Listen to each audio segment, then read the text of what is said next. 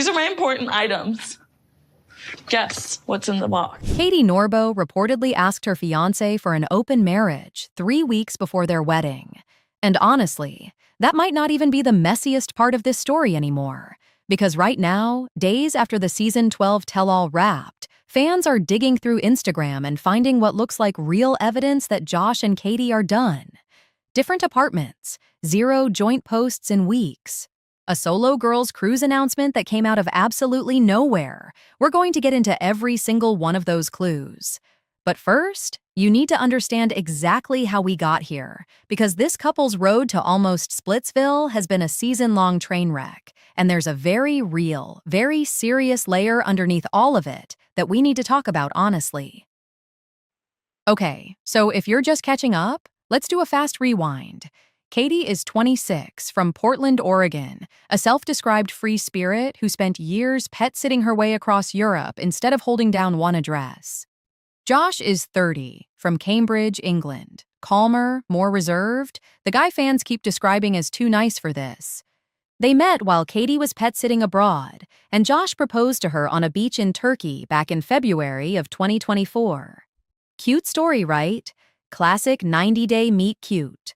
Except season 12 has spent the last several months slowly revealing that this relationship has a pattern to it, and it's not a pattern that inspires a lot of confidence heading into a wedding.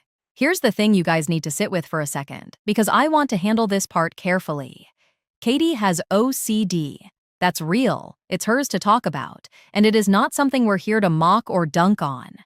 Obsessive-compulsive disorder is a genuine, often exhausting mental health condition, and people who live with it deserve to have that taken seriously.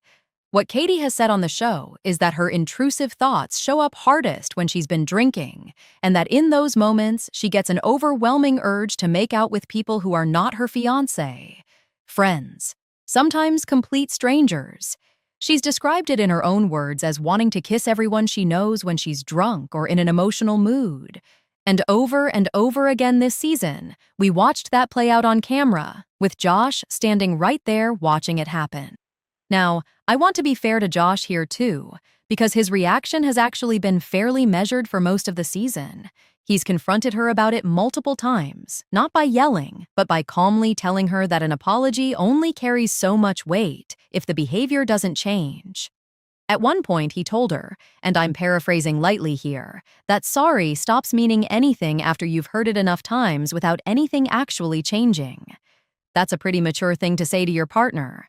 It's also the kind of line that tells you exactly how many times this conversation has already happened off camera before the cameras caught it. But here's your first open loop, because it gets more complicated from here. Reportedly, just weeks before their actual wedding, Catie brought up the idea of an open marriage. Not hypothetically, not as a joke, as something she wanted Josh to genuinely consider before they said I do. Think about the timing on that for a second. You're weeks from the altar, you've already had a season's worth of trust issues around kissing other people, and now the ask on the table is, can we just make that officially allowed? I don't think I need to explain why that detonated fan reaction the way it did. But stick with me, because the open marriage conversation isn't even the part that turned this into a full-blown controversy. That part came from outside the show entirely. So here's where things escalate. Because Catie's storyline didn't just get discussed by fans in comment sections, it got the attention of actual OCD specialists. A licensed counselor spoke to the Mirror and made a really important clinical point. Wanting to kiss people because you're feeling happy or excited is not considered a typical OCD symptom. OCD, she explained, usually works the opposite way. It's about unwanted, distressing thoughts that people are desperately trying to resist, not pleasant urges they're acting out on. That's a meaningful distinction, and it's worth sitting with, because it means the disorder was potentially being framed in a way that doesn't match how it actually functions for most people who live with it. Then it escalated again. The OCD Institute of Texas reportedly posted a video directly critiquing how Catie's behavior was being portrayed, essentially saying the show was giving viewers a distorted picture of what OCD actually looks like, and Catie did not stay quiet about that. She posted a two-part response on Instagram saying the critics were discounting her actual diagnosis and that a heavily edited reality show wasn't showing the full context of what she goes through. She said, and this stuck with me, that her compulsions aren't just the make-out moments people saw, they're constant mental loops she has to run just to calm her own anxiety, and that most of that never made it to air. Josh backed her up publicly too, accusing the organization of what he called punching down for social media attention, and saying that if they actually wanted to have a real conversation about OCD, they could have reached out to Catie directly instead of dissecting a few seconds of edited TV. And look, both things can be true at once here. Experts raising a legitimate clinical concern about representation is valid. Catie feeling attacked by strangers analyzing her mental health from a handful of clips is also a completely understandable reaction.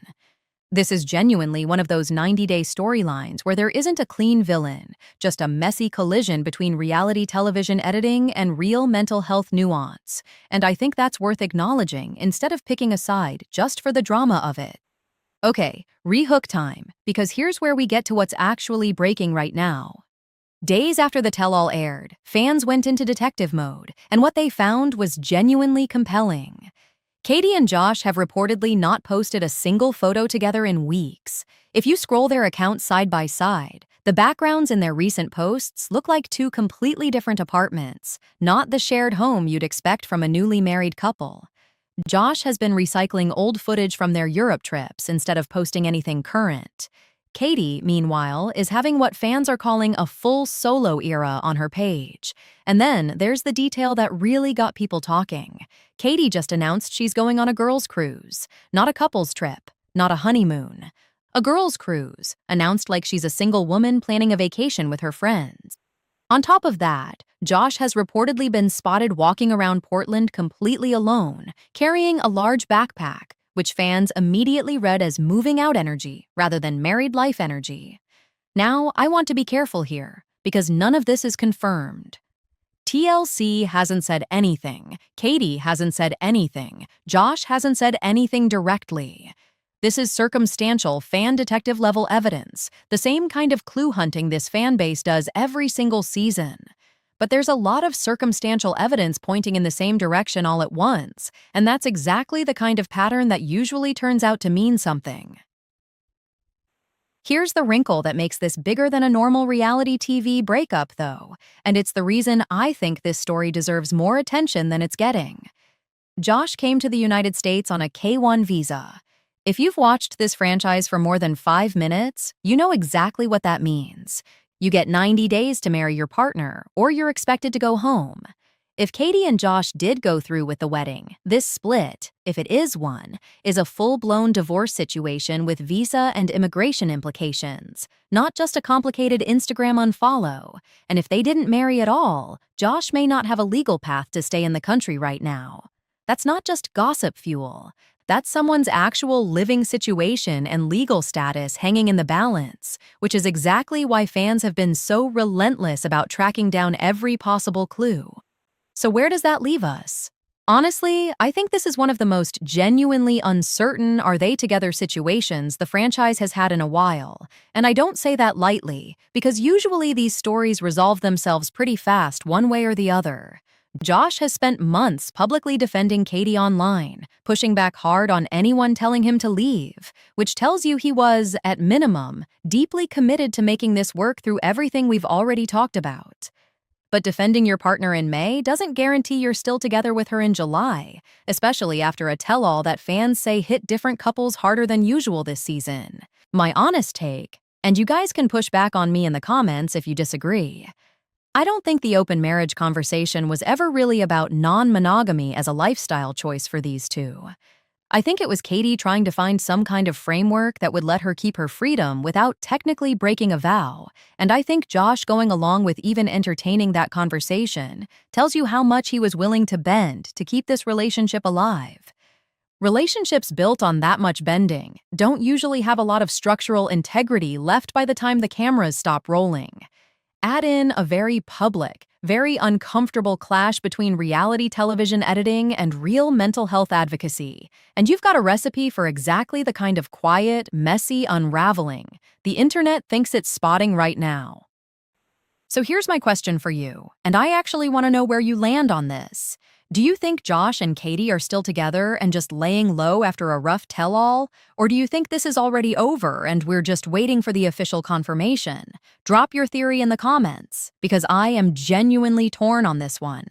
And if you want to see a couple whose proposal was arguably even more manipulative than anything we talked about today, go check out the video I just posted on Mido and Debbie's chapel proposal, because that one made even me speechless. Like this video if you want more Season 12 coverage, subscribe if you're new here, and I will see you in the next one.